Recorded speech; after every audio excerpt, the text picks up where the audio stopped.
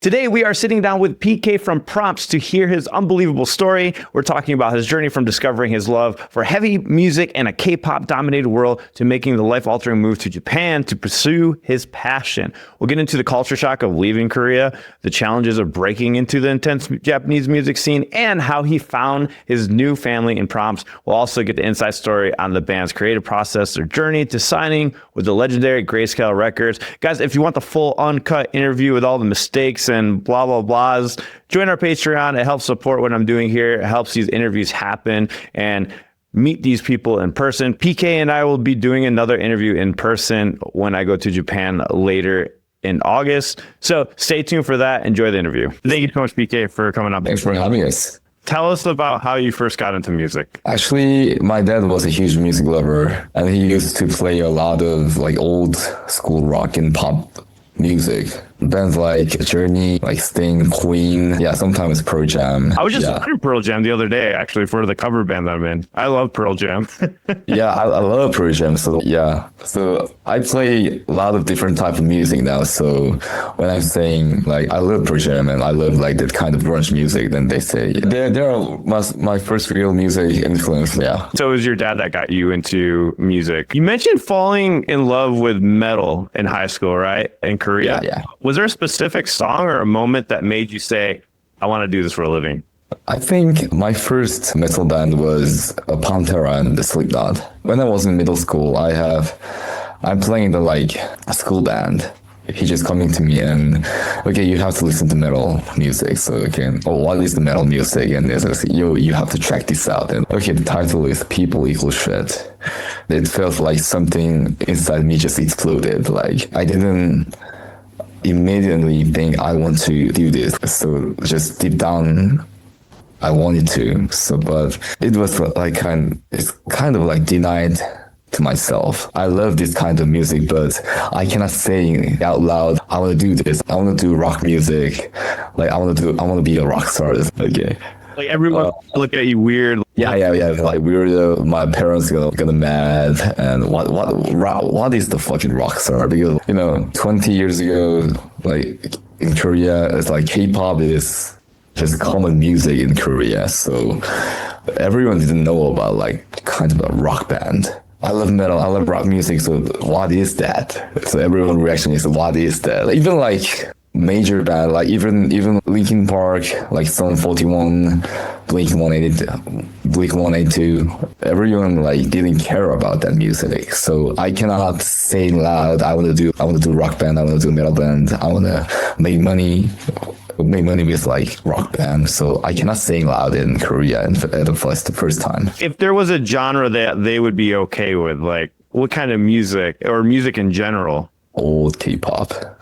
Old K-pop, okay. K-pop, yeah. In these days, BTS or Blackpink or many other K-pop band is really hype in everywhere in the world. But in old K-pop is only big in Korea and Japan. Yeah. Did you ever heard about Big Bang? A little bit. Yeah, they was huge before Gangnam Style. Yeah, everyone remembers that. Yeah, everyone. It was 2012. It feels like yesterday.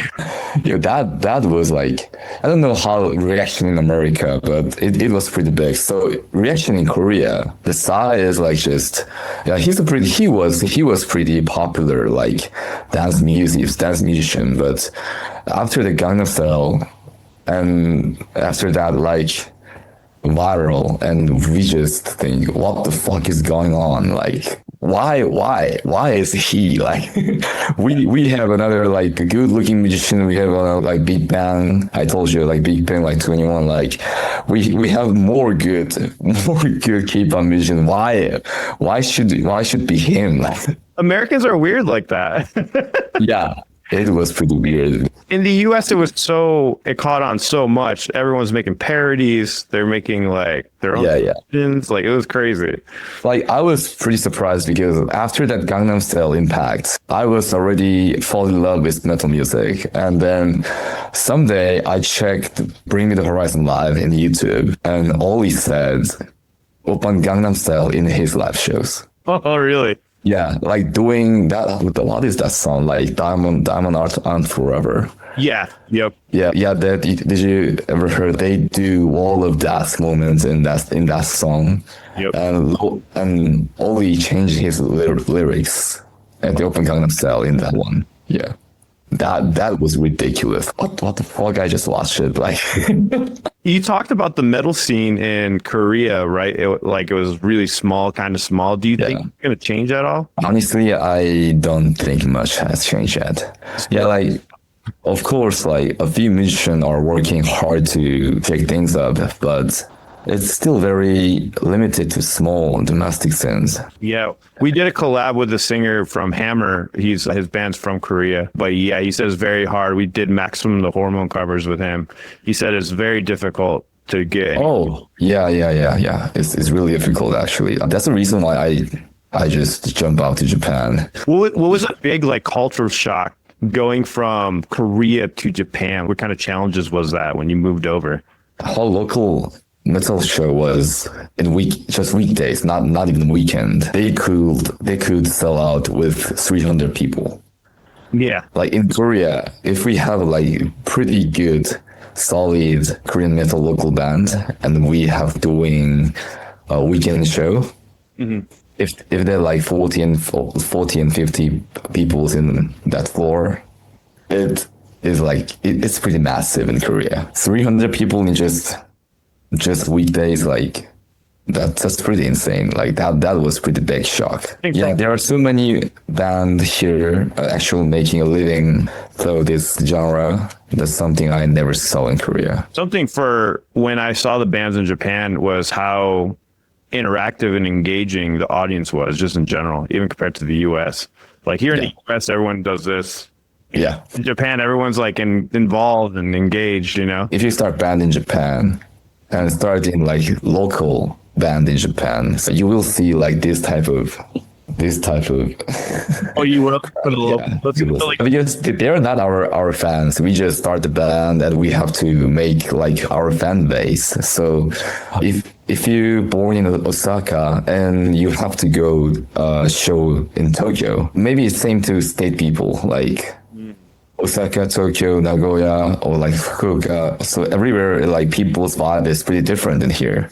If you super famous band, so they really gonna like pretty influenced. But if you just like it's just started band, it's not pretty bad because so they want to listen carefully, like when they first time when they saw like a new band. Yeah, so it's not them just being like the thing that we say in the States, like sizing them up. Who are these, you know? So you joined Prompts in 2019. How did that even come about? And what was it like stepping in as a new vocalist? The story begins is like a singer from another Korean band. He introduced me to Matsuno. Matsuno, he listened to my demo stuff from back in Korea and immediately said he wanted to work with me. When I first joined Prompts, like everything was new and and my voice is pretty different from the previous vocalist. So I have to figuring out how to arrange the old songs. That was a big challenge. Yeah. You credited Kato from Pal Dust, right, for helping you get into the scene. How important was that friendship to your musical journey? Kaito was actually the first Japanese friends I made even before I joined Prompts. He DM'd me like, "Dude, your voice are insane. So I want to be friends with you. And if you teach me vocal in English, and I'll teach you Japanese." So he was living in Fukuoka. So he said, "Come visit Fukuoka someday." And in Japan, have you listened to any bands there that have influenced your sound? Any Japanese bands that you really like? Crystal Lake, yeah. When I ever first heard of that band, like I imagined, oh, this is pretty sick, like American band. In that days, I thought like the sounds is really like insane sound they have. So I thought this is not gonna shoot the Asian band. But after that, I recognized they're Japanese and they came from Tokyo. So after that, after 1 year, they come to Busan.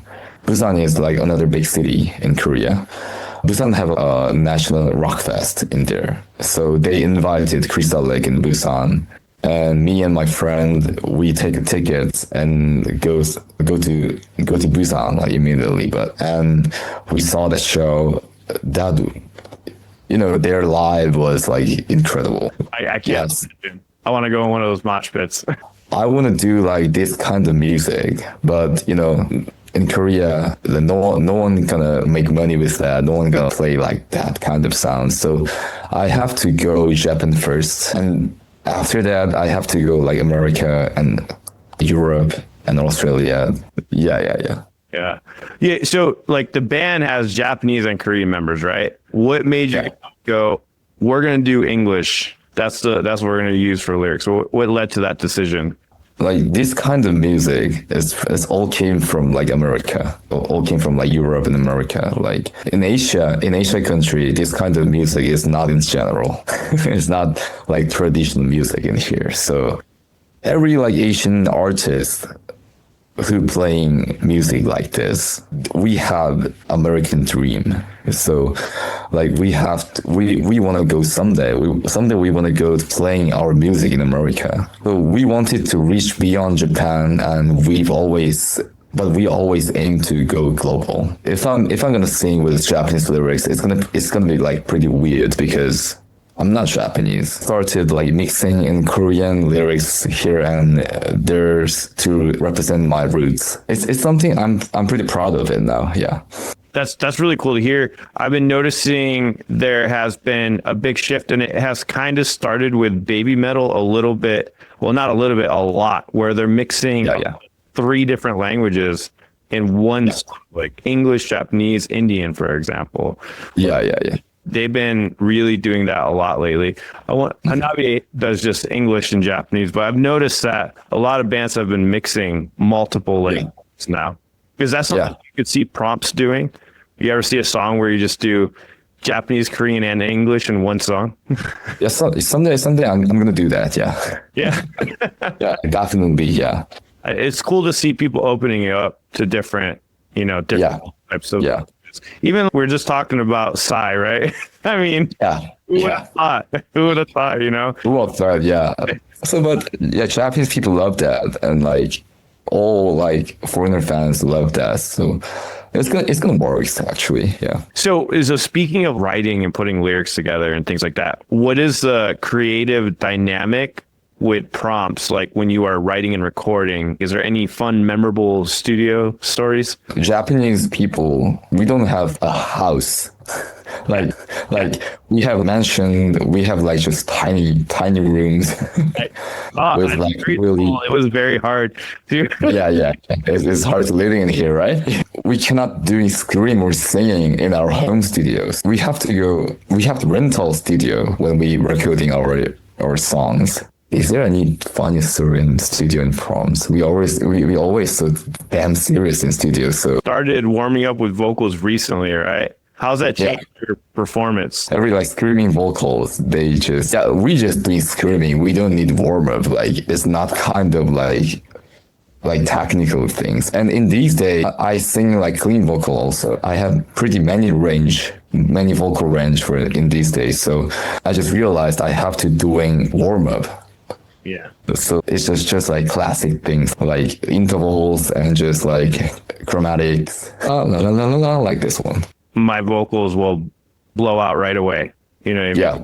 You just go do it. Yeah. And like band is getting bigger, so we have to do 4 days and 5 days. My vocal cord is definitely exhausting. Like for like when we getting started show, it's gonna be like overdrive. Like warming up is gonna be help. It's not gonna be too overdrive. Actually, we doing screaming. We doing whatever is gonna be range. It's not matter about range. You get to play one song the rest of your career. Which one would it be and why? It's the only one you can use. Only one you can play. For now, it's going to be Stranger. Yeah. Because I finally wrote the lyrics, my own stories for now. Oh, okay. It started from Sun Eater, Edge Runner, Stranger. Start from Sun Eater is kind of like new pace of Prompts. Lyrics about myself. Okay. Because I have like big journey for now. So Like, my every senpai in Japanese like band, yeah, they told me, yo, you have like so many special story on your life. Why didn't you like wrote lyrics about yourselves? So I think I like first time I was pretty like shy. I was really shy, like wrote lyrics about myself. So yeah, I'm not gonna do that when I feel pretty different to like any other Japanese player in these scenes because I'm basically full foreigner in here. So I can do a little bit different for like other common Japanese band. That's the reason why I want to play just one song. Yeah, for Stranger because it's my own stories. In a song with, that's about yourself or been doing those lyrics, has it gotten easier to write lyrics about yourself? Sometimes it's easier, sometimes it's more difficult. Right now, though, in the Japanese music scene, I know you mentioned like Crystal Lake, which got you into it. What bands are standing out to you or artists that are standing out to you right now and why? I like to say Yoasobi. Yeah, they're big, and even though they're like a completely different genre from us, but the way they combine different elements of like Japanese culture and J-pop into something fresh and like high quality is amazing. They're viral on TikTok. That song called Idol. Fans are very curious about the Japanese music scene, especially on this channel. What's something unique or surprising about it that people outside of Japan might not know? How dead silent the crowd get during speech moments, like between songs. Yeah. The thing that amazed me, again, I tell everyone from me being over there, was the shows. Because even for the small shows with only like 20 people, we were still crowd surfing. I don't know how you crowd surf with 20 people, but we did it anyways. And me, I'm big. I'm like, they lifted me. I was like, what? I was like, it was a small show because I wanted to see like the small shows and bands that weren't like big yet or about to be, What's the most unusual or unforgettable fan interaction you've had so far? Our first overseas shows, it was Taiwan. It was not pretty much big, like old days. So like first time our show, it was with Born of Osiris and Within Destruction. And that was pretty big chance to us. Like we buy like Japanese fans, and after that, 3 or 4 fans, they coming for us from Japan to Taiwan. Oh, wow. Yeah, that was, like Japanese fandom culture is pretty like strong. Like when they lock it up, they follow on entire life. That's cool. That's something I didn't know they go that hard. Yeah, it's pretty hard, and like Taiwan or Thailand or other like Asian country, it's pretty danger. Yeah. At nighttime. Yeah. So I was pretty worried about them. We really appreciate of that, but we're worrying about you guys. Please be safe and go back to Japan. I was going to ask, so what did it feel like to get that offer from Greyscale Records to join them? Was there like a big celebration moment with the band or?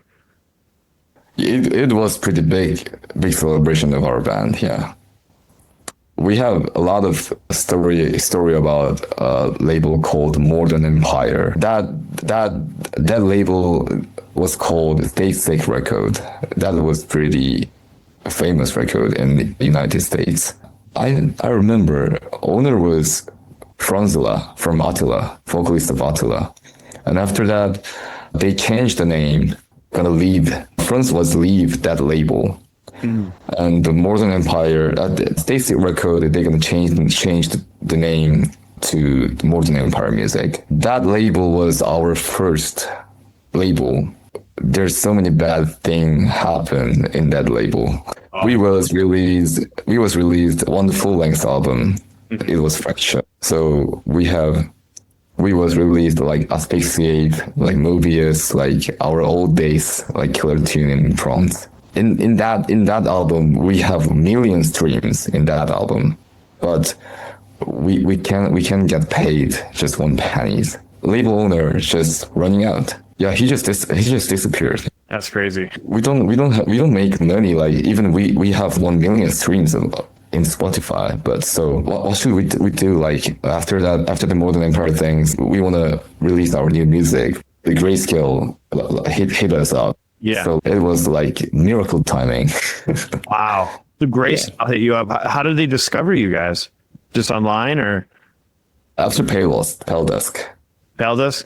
Yeah, Dicodec was their like first Asian band who signed Grayscale. And after that, I think like after the Payless, they got a really hype, and I think like Grayscale and other like Sharptone and other records, like maybe they're gonna open eyes to like Asian market. Joshua and Ash at Grayscale, they're going to like email to me. I still remember, and Gmail alarm is kind of popping up, and from Grayscale, it was like, okay, we're gonna do this. We're gonna do it 100%. Yeah. Well, congrats on all that. That's exciting. What are you most excited about the future of Prompts? I told you recently I wrote lyrics for like a story about myself. So we're gonna release like new EP in this year. Hey, I hope you enjoyed that interview with PK from Prompts. We are planning a meeting in Japan, so stay tuned for that. Check out my first Prompts reactions right here. I'll see you all in the next one. See you.